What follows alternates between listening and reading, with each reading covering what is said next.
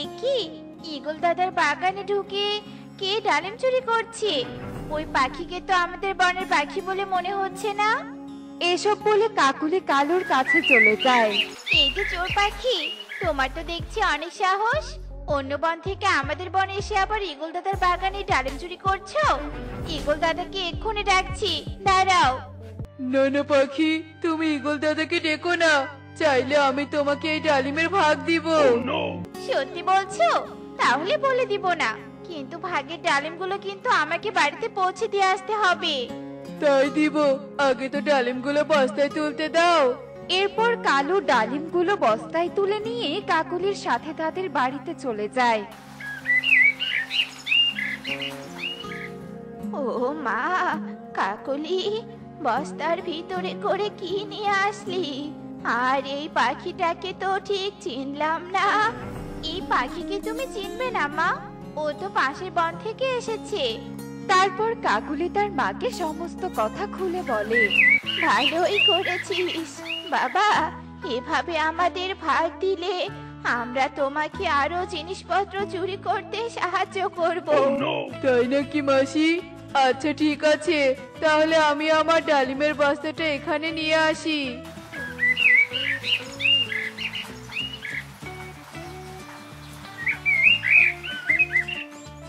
এখন বলো তোমরা, কোন বাড়িতে গেলে বেশি টাকা পয়সা চুরি করা যাবে, তাহলে রাতে চুরি করতে যাব। এখন তোমাকে বাড়ি দেখাতে গেলে বনের পাখিরা তোমাকেই সন্দেহ করবে। তাই বলি তুমি রাতেই আমাদের বাড়িতে এসো, আর আমরা তোমাকে ধনী পাখির বাড়িতে নিয়ে যাব। আচ্ছা ঠিক আছে, তাই আসবো।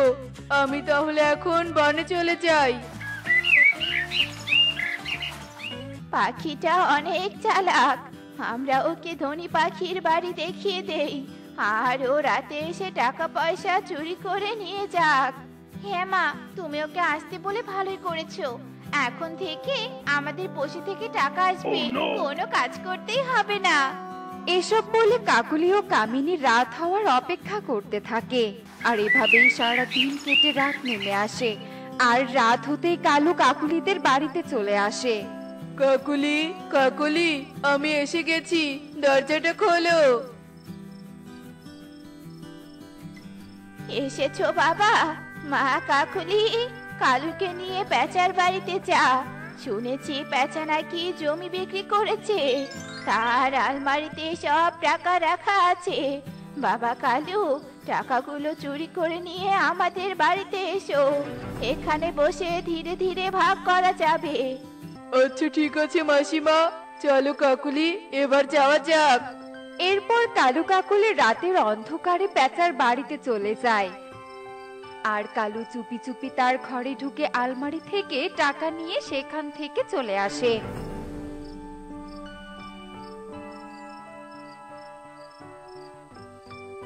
ও মা, এত টাকা চুরি করেছো?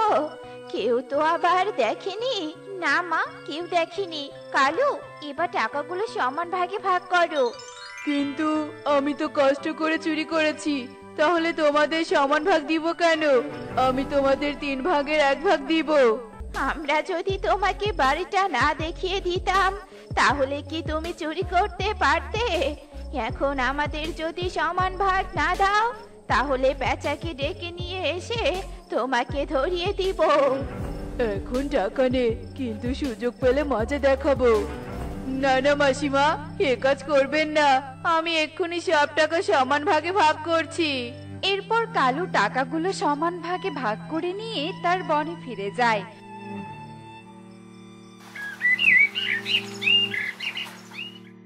কি সর্বনাশ হয়েছে, আমার এতগুলো টাকা কে চুরি করে নিয়ে গেছে? এখন আমি আমার হোটেলের জিনিসপত্র কি করে কিনবো? আমার যে ব্যবসাটাই শেষ হয়ে যাবে। এসব বলে পেঁচা জোরে জোরে কাঁদতে থাকে। আর তখনই সেই পথ দিয়ে টুনি উড়ে যেতেই পেঁচার কান্নার আওয়াজ শুনতে পায়। এ কি, পেঁচা দাদার আবার কি হলো? বাড়িতে এভাবে কাঁদছে কেন? পেঁচা দাদা, কি হয়েছে তোমার? এভাবে চিৎকার করে কাঁদছো কেন? আর বলিস না টুনি, আমার যে সর্বনাশ হয়ে গেছে। আলমারিতে 1,00,000 টাকা ব্যবসার কাজের জন্য রেখেছিলাম, কিন্তু রাতে কোন চোর এসেছে সব টাকাগুলো চুরি করে নিয়ে গেছে। আহারে, শুনে খুব খারাপ লাগছে। দাদা, কেঁদো না। সৃষ্টিকর্তা সহায় থাকলে ঠিক একদিন অনেক টাকা ইনকাম করতে পারবে। এখন শান্ত হয়ে থাকো, আর আমি যদি কোনো চোরকে ধরতে পারি তাহলে অবশ্যই তোমার কাছে নিয়ে আসবো। এই কবুতর, একটা কাজ করবি? তোকে একদিনেই 5,000 টাকা দিব। কি একদিনেই 5,000? কিন্তু কি কাজ কালু দাদা?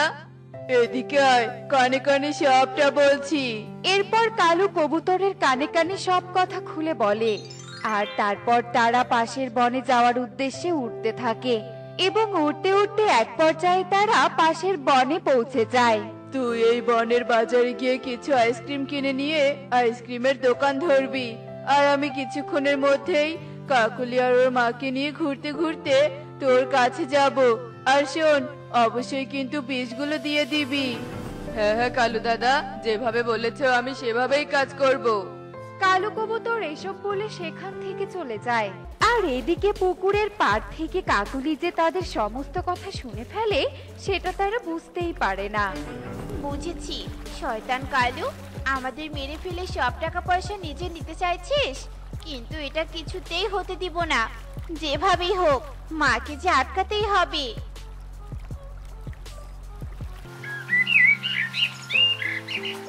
ওই তো কাকুলি এসে গেছে।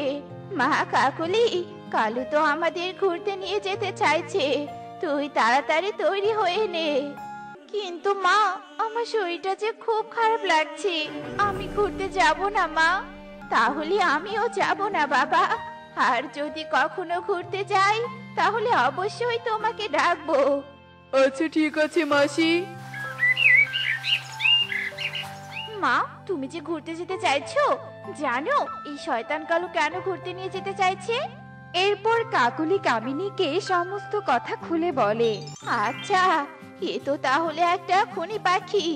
এই পাখির সাথে মেশা যাবে না, কখন না কখন আমাদের খুন করে ফেলে।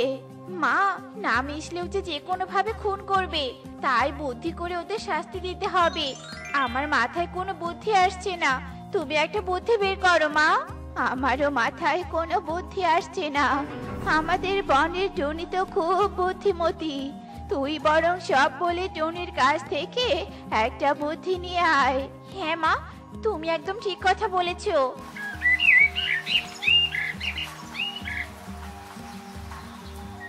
টুনি, আয় টুনি, বাড়িতে আছিস?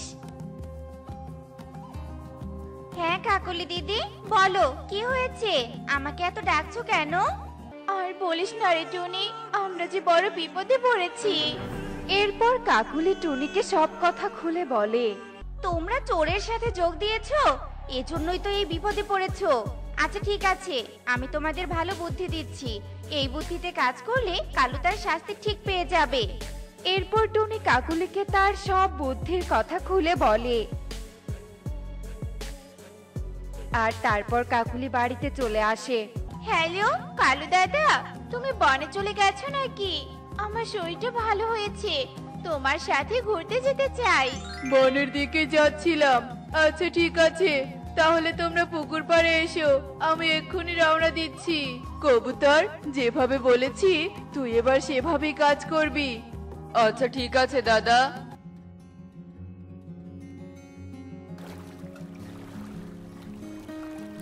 তোমরা চলে এসেছো, খুব গরম লাগছে, তাই সবাই আইসক্রিম খেয়ে তারপর ঘুরতে যাব। আচ্ছা ঠিক আছে কালু, চলো। এরপর সবাই কবুতরের সাজানো দোকানে চলে যায়। আর কাকুলি ও কামিনী হাতে আইসক্রিম নিয়ে অভিনয় করে মাটিতে পড়ে যায়। আর তখনই টুনি পুলিশ নিয়ে সেখানে চলে আসে। স্যার, এই পাখিদের কাছে 50,000 টাকা আছে বলে এরা দুজন আইসক্রিমে বিষ মিশিয়ে দিয়েছে, কারণ আইসক্রিম খেয়ে এরা মারা গেলে টাকাগুলো চুরি করতে পারবে। শয়তান পাখি, তোদের জেলে নিয়ে গিয়ে উচিত শিক্ষা দিব। টুনি, তুমি এই পাখি দুটোকে হাসপাতালে নিয়ে যাওয়ার ব্যবস্থা করো। আচ্ছা ঠিক আছে স্যার। স্যার, দয়া করে আমাদের ছেড়ে দিন, আমরা আর এমন কাজ করব না। চুপ কর খুনি পাখি, কথা না বলে তাড়াতাড়ি থানায় চল।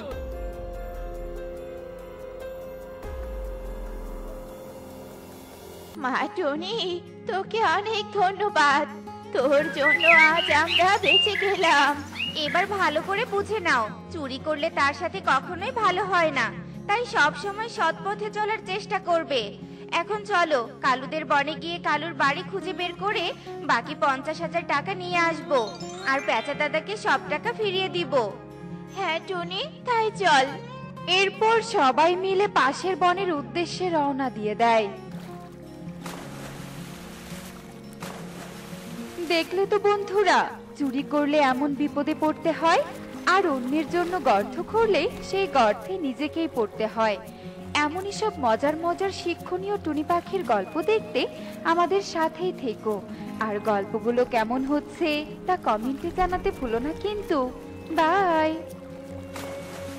ভাবে না খেয়ে পথ চলা যায় নাকি, কিন্তু এখন তো আমি একটা গাভী। এই অপরিচিত গাভীকে বিনা শর্তে কে খাওয়াবে? আরে ওই তো, ওখানে আমার মতো একটা গাভী। যাই, আমি বরং ওর সাথে গিয়ে খাবার খাই। হায় হায় রে, আমার ধবলির সব খাবার যে ওই বজ্জাত গাভীটা খেয়ে ফেলছে। আয় গাভী আয়, চলে যা বলছি, তোর মালিকের বাড়িতে চলে যা। তুমি যাই বলো না কেন বুড়িমা, আমার পেট না ভরা পর্যন্ত আমি কোথাও যাব না। এই কথা বলে সেই অপরিচিত গাভীটা ঘাস খেতেই থাকে। অন্যদিকে মিনু বৃদ্ধা তা দেখে অনেক রেগে যায়, আর রেগে গিয়ে গাভীকে তাড়ানোর জন্য একটা লাঠি নিয়ে আসে। আর লাঠি আনতে দেখি সে অপরিচিত গাভী অনেক ভয় পেয়ে যায়। ওরে বাবা রে, এই বুড়িমা তো দেখছি এবার লাঠি নিয়ে আসছে। না না, অনেক খাবার খেয়েছি, এখন এই লাঠির মার খেয়ে পেট ভরাতে পারবো না। এই কথা বলে সেই গাভীটা সেখান থেকে চলে যায়। আর কিছু দূর যাওয়ার পর সে অনেক ক্লান্ত হয়ে যায়, আর একটা গাছের ছায়ার নিচে গিয়ে বিশ্রাম করতে থাকে। আর এভাবে দেখতে দেখতে রাত হয়ে যায়।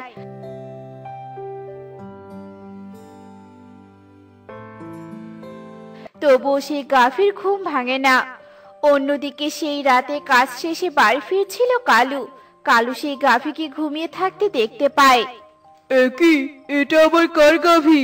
এত রাতে গাভীটা এই বনে কি করছে? না না, আমি বরং ওকে আমার সাথে নিয়ে যাই, তা না হলে যে ওকে কোনো কষাই এসে নিয়ে যাবে। হয়েছে, অনেক ঘুমিয়েছিস, এখন আমার সাথে চল। কাল যদি তোর মালিক তোকে খোঁজ করতে আসে, তাহলে আমি তোকে ফিরিয়ে দিব। এরপর কালু সেই গাভীটিকে সাথে নিয়ে তার বাড়িতে চলে যায়, আর তার বাড়িতে গিয়ে একটা গোয়াল ঘরে বেঁধে রাখে। আর এভাবে দেখতে দেখতে রাত কেটে সকাল হয়ে আসে।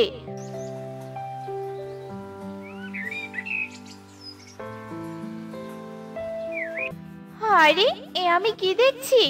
এই গাভীটা আবার কোথা থেকে এলো? আর এটা তো একটু দুধ দেয়া গাভী।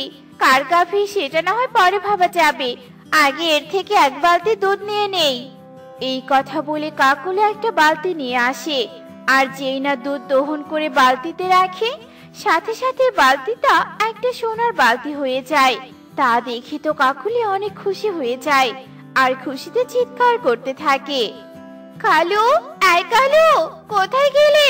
তাড়াতাড়ি এদিকে এসো কালু। ওরে বাবা রে, এভাবে কেউ চিৎকার করে নাকি? যাই হোক, এবার বলো তো কি হয়েছে? দেখো কালু দেখো, এই গাভীর দুধ বালতিতে রাখার সাথে সাথে বালতিটা কেমন সোনার বালতি হয়ে গেছে। তার মানে এটা কোনো জাদুই গাভী। তার মানে কাল রাতে আমি একটা গাভী না, একটা সোনার খনি নিয়ে এসেছি। শোনো কাকুলি, এই গাভীকে কিছুতেই হাতছাড়া করা যাবে না। এই গাভী যে আমাদেরকে অনেক ধনী বানিয়ে দিবে। যাও কাকুলি, একটা শক্ত আর একটা মোটা দেখে দড়ি নিয়ে এসো। কি, এরা তো লোভে পড়ে আমাকে রেখে দিতে চাইছে, কিন্তু এভাবে বন্দি জীবন কাটিয়ে এদের উপকার করলে তো এদের লোভ দিন দিন বাড়তেই থাকবে। না না, এ বাড়িতে আর এক মুহূর্ত থাকা যাবে না। এরপর কাকুলি ঘর থেকে একটা শক্ত দড়ি নিয়ে আসে আর তখনই সেই গাভীটা সেখান থেকে ছুটে পালিয়ে যায়। এদিকে কালু ও কাকুলি গাভীটির পেছন পেছন চলে যায়, কিন্তু তারা আর ধরতে পারে না। পারুল, পারুল, এই দেখ, আমি তো বলটা নিয়ে এসেছি। চল পারুল, আমরা মাঠে খেলতে যাই। তুই একটু দাঁড়া চোখে, আমি পায়েসটুকু খেয়ে এক্ষুনি আসছি। আর তুই কি জানিস, আমার মায়ের হাতের বানানো পায়েস অনেক মজা। তুই একটু খেয়ে দেখবি? পায়েস? না না, আমি পায়েস খাবো না। আমার মা তো রোজ সকালে আমাকে পায়েস খেতে দেয়। তাছাড়া মায়ের হাতে পায়েস খেতে খেতে আমিও পায়েস বানাতে শিখে গেছি। ভাতের মধ্যে একটু ঠান্ডা পানি দিলেই হয়ে গেল পায়েস। ধুর পাগলি, সেটাকে পায়েস বলে নাকি? তুই যেটা রোজ খাস সেটা পায়েস নয়, সেটা হচ্ছে পান্তা ভাত। তুই একটু দাঁড়া, আমি তোর জন্য দুধের পায়েস নিয়ে আসছি। কিছুক্ষণ পর সুখী টুকির জন্য এক বাটি দুধের পায়েস নিয়ে আসে, আর দুধের পায়েস খেয়ে টুকি অনেক খুশি হয়ে যায়। ওয়াও, দুধের পায়েস খেতে তো ভারী মজা। মাসি, ও মাসি, আমি তাহলে যাই আর আমার মাকে গিয়ে বলি আমাকেও যেন তোমার মতো করে দুধের পায়েস বানিয়ে দেয়। এই কথা বলে টুকি পারুলের বলটা রেখে বাড়ির দিকে চলে যায়, আর মাঝপথে গিয়ে টুকির সাথে তার মায়ের দেখা হয়ে যায়। এই তো তুই এখানে, তা কোথায় থেকে আসলি শুনি? আমি যে তোকে সারা বন খুঁজে বেড়াচ্ছি। চল পায়েস খাবি, চল, আমি তোর জন্য গরম গরম পায়েস রান্না করছি। চল মা, খাবি আয়। না মা, আমি দুধের পায়েস খাবো। পারুলের মা মাসি আছে না, অনেক সুন্দর করে দুধের পায়েস বানাতে পারে। তুমি বরং মাসির কাছ থেকে পায়েস রান্না করে শিখে নাও, তারপর আমাকে দুধের পায়েস বানিয়ে দাও। তোকে আমি কিভাবে দুধের পায়েস বানিয়ে দিব রে মা? অত দাম দিয়ে কি আমি গাভীর দুধ কিনতে পারি বলতো? আমি যে ঠিক মতো একটু বাজারই করতে পারি না। আর এজন্য তোকে পান্তা ভাত খেতে দিয়ে পায়েসের কথা বলতাম। আমি তোকে মিথ্যা বলেছিলাম রে মা, মিথ্যা বলেছিলাম। দুধের পায়েস খাওয়ার মতো সামর্থ্য যে আমাদের নেই রে মা। কেঁদো না মা, কেঁদো না। তুমি কাঁদলে যে আমার অনেক কান্না পায়। আচ্ছা মা, আমি আর কখনো দুধের পায়েস খেতে চাইবো না। চলো মা, বাড়িতে চলো। আহারে, এদের তো দেখে অনেক কষ্ট, সামান্য একটু দুধের পায়েস খেতে পাচ্ছে না। আমি বরং এদেরকে সোনার জিনিস দিয়ে সাহায্য করব, আর এদের সাহায্য করার মাধ্যমে আমার মুক্তি হলেও হতে পারে। এরপর গাভীটি টুনি ও টুকির পেছন পেছন চলে যায়, আর কিছুক্ষণের মধ্যেই তারা তাদের বাড়িতে চলে যায়। এদিকে সেই গাভীটিও টুনির বাড়িতে পৌঁছে যায়। মা, ও মা, ওই দেখো, এই গাভীটা আমাদের বাড়িতে চলে এসেছে।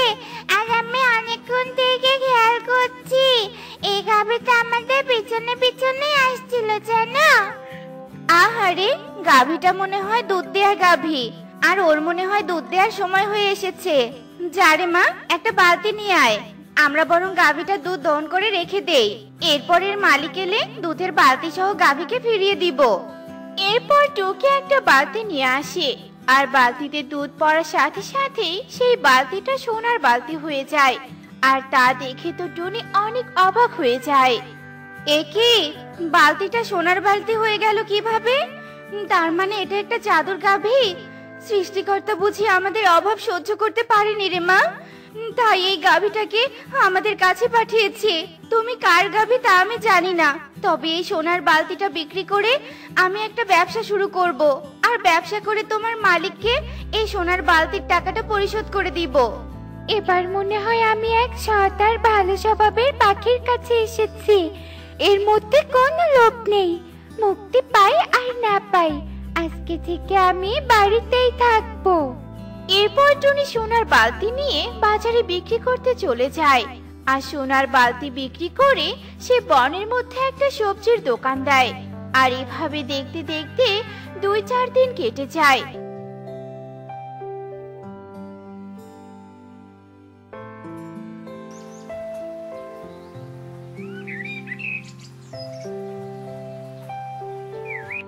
সেই গাভীর খোঁজ কেউ করতে আসে না। মারে, এই গাভীর জন্য আজ আমরা সুখের দিন দেখছি, কিন্তু আজ পর্যন্ত এর মালিকের কোনো খোঁজ পেলাম না। তাই আমি আজকে এই সোনার বালতিটা বিক্রি করে বনের সব গরিব পাখিদের দান করব। কেননা সৃষ্টিকর্তা কিছু দান করলে সেটা সবাই মিলে ভাগাভাগি করে নিতে হয়।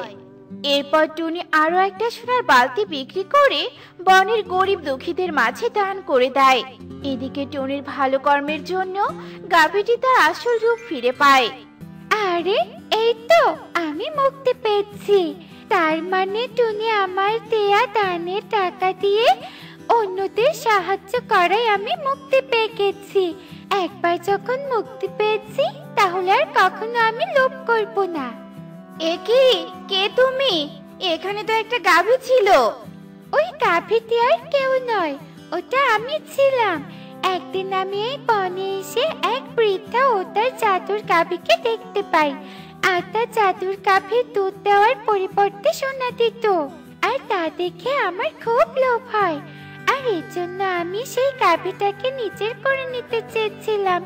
এরপর আমি সেই বৃদ্ধাকে গিয়ে আঘাত করি। শোনো ঠাকুমা, এখন থেকে এই জাদুর গাভী আমার। লোভী পরি কন্যা, এই গাভী একদিন তোর মতোই লোভ করেছিল, আর এজন্য আমার অভিশাপে জাদুর গাভী হয়ে গেছে। তুইও লোভ করেছিস, তাই তুইও এর মতো একটা জাদুর গাভী হয়ে যাবি। আর তোর দেয়া সোনার বালতি পেয়ে যদি কেউ লোভ না করে, বরং তা দিয়ে তার উপকার করে, তবেই তুই মুক্তি পাবি। সবই তো শুনলে, এখন আমাকে যেতে হবে। আর এখন তো তোমাদের দুধের পায়েস খেতে আর কোনো অসুবিধা নেই, তাই না? কারণ এখন তোমরা উপার্জন করো। এই কথা বলে পরিকন্যা সেখান থেকে চলে যায়। এদিকে টুনিও তার সবজির দোকান চালিয়ে সংসার চালাতে থাকে। দেখলে তো বন্ধুরা, লোভ করলে কি হয়। এমনই সব মজার মজার শিক্ষণীয় টুনি পাখির গল্প দেখতে আমাদের পাশে থেকো। আর গল্পটি কেমন হয়েছে তা কমেন্টে জানাতে ভুলো না কিন্তু। বাই। দাদা, তাড়াতাড়ি চলো, সকাল গড়িয়ে যে এবার দুপুর হয়ে আসছে। এত দেরি করে কাজে গেলে যে মোড়ল মশাই অনেক রাগারাগি করবে। হ্যাঁ টোনা, চল, আমার আজ একটু দেরি হয়ে গেল, কিছু মনে করিস না, কাল থেকে আর দেরি হবে না। ঠিক আছে কালু দাদা, চলো। এরপর কালু কাকা টোনা মোড়লের জমিতে যায় কাজ করতে। আর তারা সেখানে গিয়ে দেখে কবুতর ও তোতা মোড়লের জমিতে কাজ করছে। কবুতর দাদা, তোমরা এখানে কাজ করছো কেন? এখানে তো আমার আর কালু দাদার কাজ করার কথা ছিল। তো আমি জানি না রে টোনা, মোড়ল মশাই আমাকে আর তোতাকে এই জমিতে কাজ করতে বলেছে, তাই আমরা কাজ করছি। তোর যদি কিছু বলার থাকে তবে তুই মোড়ল মশাইকে গিয়ে বল। আচ্ছা বেশ, আমরা মোড়ল মশাইয়ের কাছে যাচ্ছি। এরপর টোনা ও কালু কাক মোড়লের কাছে যায়। আর টোনা মোড়লকে বলতে থাকে, মোড়ল মশাই, আমরা আপনার জমিতে কাজ করতে এসেছি, কিন্তু এখানে এসে দেখি কবুতর দাদা আর তোতা আপনার জমিতে কাজ করছে। তাহলে আমরা কাজ করব কোথায়? তোদের কাজ করতে হবে না, তোরা বরং একটা কাজ কর, তোরা বাড়িতে ফিরে যা। মোড়ল মশাই, এসব আপনি কি বলছেন? আমরা বাড়িতে চলে যাব মানে? কারণ আমি চাই না তোরা আর আমার জমিতে কাজ কর। তোরা প্রতিদিন কাজে আসতে দেরি করিস আর কাজে ফাঁকি দিস। তাই আমি ঠিক করেছি কবুতর আর তোতা এখন থেকে আমার জমিতে কাজ করবে, তোদেরকে আর কাজে আসতে হবে না। মোড়ল মশাই, দয়া করে আপনি এমনটা করবেন না। কাজ না করলে যে আমরা অনেক বড় বিপদে পড়ে যাব। আমি তোদের কোনো কথাই শুনতে চাই না, তোরা এখান থেকে চলে যা। এ কথা বলে মোড়ল তার ঘরে চলে যায়। আর টোনা ও কালু কাক মন খারাপ করে সেখান থেকে চলে যায়। টোনা, আমরা কাজ না করলে খাবো কি, আর সংসারই বা চালাবো কি করে? স্ত্রী সন্তান নিয়ে মনে হচ্ছে পথে বসতে হবে। হ্যাঁ কালু দাদা, তুমি ঠিক বলেছো, এবার মনে হয় আমরা সত্যি সত্যি পথে বসবো, তাছাড়া আর কোনো উপায় দেখছি না। এসব কথা ভেবে টোনা ও কালু কাক কান্না করতে থাকে। তখন সেখানে প্রকৃতি মাতা প্রকট হয়। আর প্রকৃতি মাতা তাদেরকে বলতে থাকে, কি হয়েছে বাছা, তোরা এভাবে কান্না করছিস কেন? তোদের কি হয়েছে আমাকে বল। প্রকৃতি মাতা, আপনি এসেছেন, দয়া করে আমাদের সাহায্য করুন। আমরা যে অনেক বড় বিপদে পড়েছি। কি এমন বিপদ আমাকে খুলে বল দেখি। এরপর টোনা ও কালু কাক প্রকৃতি মাতাকে সব খুলে বলে, আর সব শুনে প্রকৃতি মাতা বলতে থাকে, ও আচ্ছা এই ব্যাপার, তোরা কোনো চিন্তা করিস না, আমি তোদেরকে সাহায্য করব। প্রকৃতি মাতা, আপনি সত্যি বলছেন? আপনি আমাদের সাহায্য করবেন? হ্যাঁ, আমি সত্যি বলছি। এ কথা বলে প্রকৃতি মাতা দুইটা আপেল খড় প্রকট করে, আর সেই আপেল খড় দুটো প্রকৃতি মাতা একটা টোনাকে দেয় আর অন্যটি কালু কাককে দেয়। এই আপেল খড় দুটো আমি তোদের দুজনকে দিলাম। এই আপেল খড় দুটোই তোদের সব অভাব দূর করে দিবে। এই আপেল খড় দুটো থেকে তোরা দিনে একবার সাহায্য চাইতে পারবি, কিন্তু তোরা দিনে একবার যা সাহায্য চাইবি তাই পাবি, কিন্তু একবারের বেশি কোনো কিছুই চাইতে পারবি না।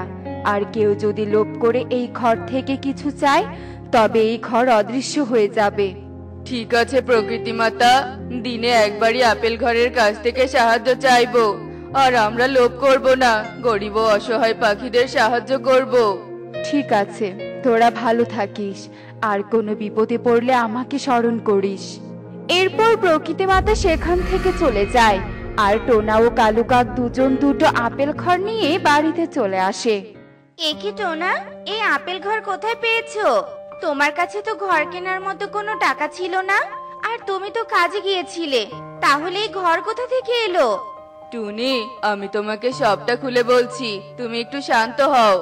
এরপর টোনা টুনিকে সব কথা খুলে বলে, আর সব শুনে টুনি বলতে থাকে, কি বলছো টোনা, এত কিছু ঘটে গেছে, আর এসবের আমি কিছুই জানি না। টুনি, তুমি এখন এসব কথা বাদ দাও, যা হবার তা তো হয়েই গেছে, ওসব ভেবে এখন আর কি হবে বলো? তাছাড়া প্রকৃতি মাতা তো আমাদের সাহায্য করেছেন, দেখো আমাদের আর কোনো অভাব থাকবে না। আমিও সেটাই চাই টোনা, কিন্তু এই আপেল ঘর যে আমাদেরকে সত্যি সত্যি সাহায্য করবে তা আমরা বুঝবো কি করে? টুনি দাঁড়াও, আমি আপেল ঘরের থেকে কিছু চেয়ে দেখি, কিন্তু আমি কি চাইবো বলো দেখি। টোনা, ঘরে তো কোনো খাবার নেই, তুমি বরং আপেল ঘরের কাছ থেকে কিছু খাবার চাও। এরপর টোনা আপেল ঘরের কাছ থেকে খাবার চায়, আর সাথে সাথে আপেল ঘরের সামনে অনেক খাবার প্রকট হয়। তা দেখে টোনা ও টুনি অনেক খুশি হয়। কালু, তুমি সত্যি বলছো এই আপেল ঘর আমাদের সাহায্য করবে? তাহলে তো ভালোই হবে, আমরা আপেল ঘরের কাছ থেকে সাহায্য নিয়ে খুব তাড়াতাড়ি ধনী পাখি হয়ে যাব, তাই না বলো? হ্যাঁ কাকুলি, তুমি একদম ঠিক বলেছো। কালু, তাহলে আর দেরি করছো কিসের জন্য? এক্ষুনি আপেল ঘর থেকে সোনা দানা চাও, যাতে খুব তাড়াতাড়ি আমরা বনের মধ্যে সব থেকে ধনী পাখি হতে পারি। কাকুলি, আমি এক্ষুনি আপেল ঘর থেকে সোনাদানা চাইছি, তুমি চিন্তা করো না।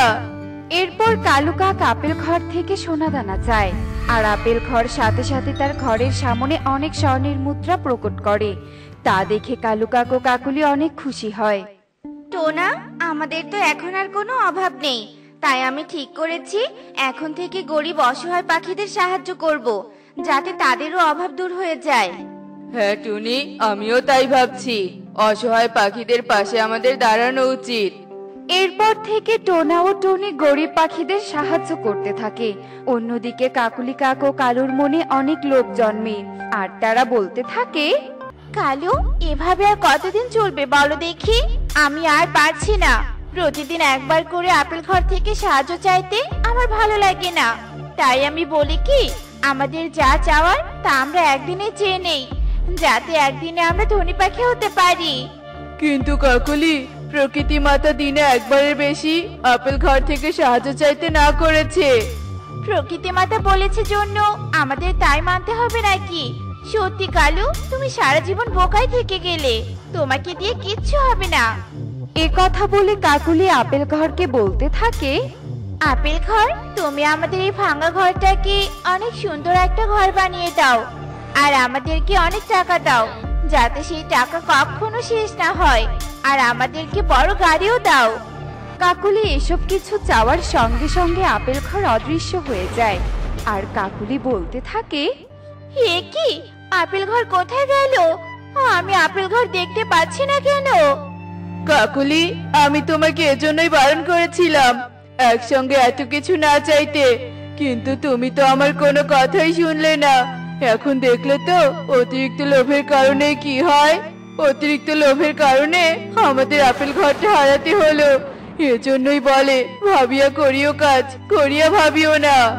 কাকুলির লোভের কারণে কালু কাকু ও কাকুলি তাদের আপেল ঘরটি হারিয়ে ফেলে।